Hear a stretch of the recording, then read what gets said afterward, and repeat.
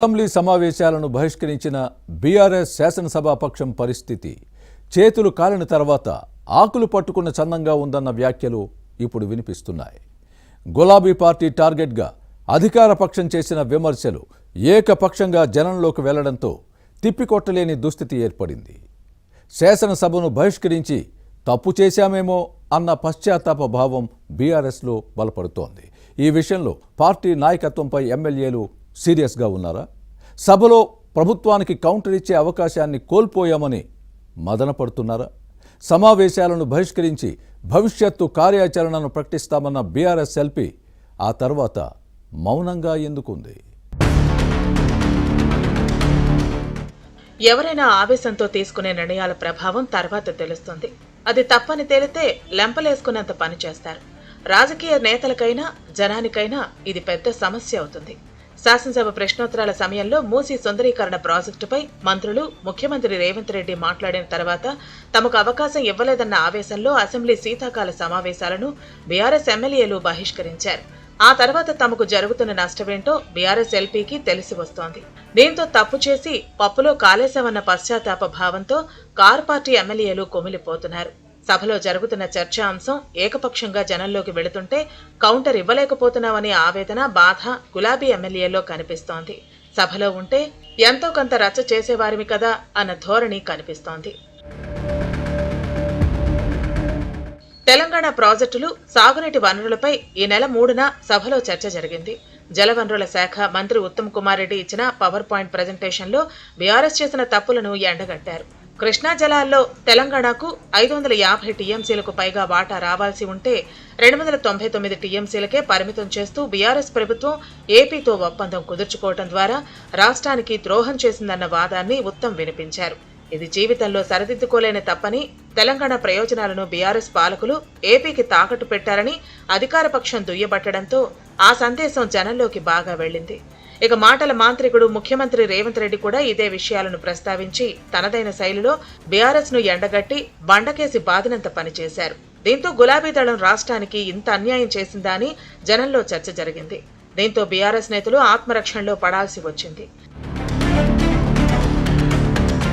శాసనసభ సమావేశాలను బహిష్కరించడంతో కాంగ్రెస్ కు కౌంటర్ ఇచ్చే అవకాశం లేకుండా పోయిందన్న పశ్చాత్తాప భావం గులాబీ నేతల్లో కనిపిస్తోంది. సభలో ఉంటే ఎంతో కొంత సమయం ఇచ్చినా పాలకపక్షం ప్రసంగాల మధ్య జోక్యం చేసుకున్నా తమ మెసేజ్ కూడా జనంలోకి వెళ్లేది కదా అంటూ ఇప్పుడు బాధపడుతున్నారు. అదేదో ముందు ఆలోచించి ఉంటే ఈ పరిస్థితి వచ్చేది కాదు కదా అని మనసులో అనుకునేవారు లేకపోలేదు. శాసనసభ సమావేశాలను బహిష్కరించి తప్పు చేశామని ఇప్పుడు లెంపలేసుకుంటే ప్రయోజనం ఏముంటుంది? బయట ఎంత గొంతు చించుకున్నా మీడియాలో పెద్దగా ప్రచారం రాదు. అదే సభలో ఉంటే వేరు. ఆవేశంలో ఈ లాజిక్ ను మిస్ అయి ఇప్పుడు గతం తలుచుకుని బాధపడుతున్నారు. సభలో ప్రభుత్వం ఇచ్చిన పవర్ పాయింట్ ప్రజెంటేషన్ కు కౌంటర్ గా ఈ నెల 4న బీఆర్ఎస్ కార్యాలయం తెలంగాణ భవన్ లో మాజీ మంత్రి హరీష్ రావు నీటి వాటాలు పంపకాలపై పీపీటీ ఇచ్చారు. కానీ ఇది అంతగా క్లిక్ అవ్వలేదు.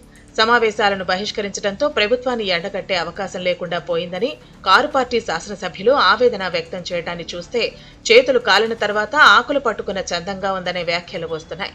సభలో మాట్లాడితే రికార్డెడ్ గా ఉంటాయి, కానీ బయట చెప్పిన దానికి అలాంటి అవకాశం లేదు. దీంతో ఈ నెల 5న స్పీకర్ గడ్డం ప్రసాద్ కుమార్ ను కలిసిన పలువురు బీఆర్ఎస్ ఎమ్మెల్యేలు సభలో ప్రభుత్వం తప్పుడు సమాచారాన్ని ప్రచారం చేసిందని ఫిర్యాదు చేసి వెళ్లిపోయారు. ఇలాంటి కంప్లైంట్స్ తో ఎలాంటి ప్రయోజనం ఉంటుందో కారు పార్టీ నేతలకు తెలియని విషయం కాదు. ఏదో కడుపు మంట చల్లార్చుకోవటం మినహా చేయగలిగిందేమీ లేదు. ఇక జాగృతి అధ్యక్షురాలు కవిత సైతం అసెంబ్లీ సమావేశాలను బీఆర్ఎస్ బహిష్కరించడాన్ని తప్పుపట్టారు. భేటీని బాయ్కాట్ చేసిన తర్వాత భవిష్యత్ కార్యాచరణను ప్రకటిస్తామన్నా ఇప్పటి వరకు ఎమ్మెల్యేలకు ప్లాన్ ఇవ్వలేదు. దీంతో వారంతా తెలంగాణ భవన్ కే పరిమితం అవుతున్నారు. భవిష్యత్ కార్యాచరణపై స్పష్టత ఇవ్వకుండా బీఆర్ఎస్ నాయకత్వం కాలయాపన చేస్తోందని కారు పార్టీ శాసనసభ్యులు లోలోపల కసుబుస్సులాడుతున్నారు. ఒకవైపు కాంగ్రెస్, బీజేపీ, ఎంఐఎం, సిపిఐ శాసనసభ్యులు సభకు హాజరైతే తాము మాత్రం తెలంగాణ భవన్ కే పరిమితం అయ్యావన్న బాధ ఎమ్మెల్యేల్లో కనిపించింది. పరిస్థితి ఇలానే ఉంటే ప్రజల నుంచి మరింత వ్యతిరేకత వచ్చే అవకాశం ఉందన్న అభిప్రాయాల్లో బీఆర్ఎస్ ఎమ్మెల్యేలు ఉన్నారు. మరోవైపు తమ నియోజకవర్గాల సమస్యలను అసెంబ్లీలో ప్రస్తావించాలని పలువురు గులాబీ శాసనసభ్యులు భావించి సమాచారంతో సిద్ధమయ్యారు. కానీ సమావేశాలను బహిష్కరించడంతో అవకాశం లేకుండా పోయిందనే ఆవేదన, అసంతృప్తి పార్టీ ఎమ్మెల్యేల్లో ఉంది. బీఆర్ఎస్ ప్రజాప్రతినిధులను పార్టీ నాయకత్వం ఏ విధంగా బుజ్జగిస్తుందో చూడాలి మరి.